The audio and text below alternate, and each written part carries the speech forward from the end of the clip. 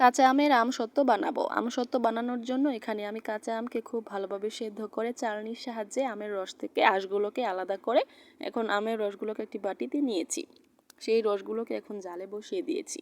আমের রস জাল দেওয়ার সময় এখানে আমি দিয়ে দিচ্ছি পরিমাণ মতো চিনি, বিট লবণ, পাঁচফোড়নের গুঁড়ো, শুকনো মরিচের গুঁড়ো। আমি এই আমসত্ত্বটাকে একটু টক ঝাল মিষ্টি করবো, তাই এখানে শুকনো মরিচের গুঁড়োটা একটু বেশি ব্যবহার করেছি।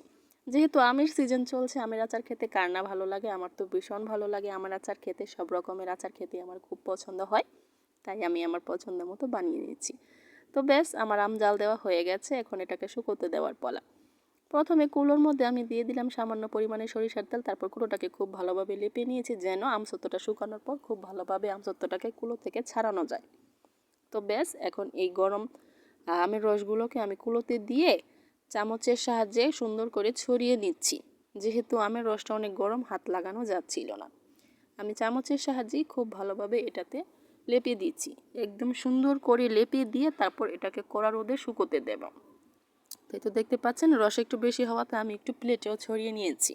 এখন কড়া রোদে একদম 3 থেকে 4 দিন শুকাবো। শুকানো হয়ে গেছে, এখন এই তো দেখতে পাচ্ছেন দেখতে কতটা সুন্দর হয়েছে, মাশাআল্লাহ।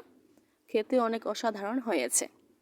আমি চাকুর সাহায্যে চারকোনা করে কেটে নিয়েছি। ফ্রিজে রেখে অনেক দিন পর্যন্ত সংরক্ষণ করতে পারবে।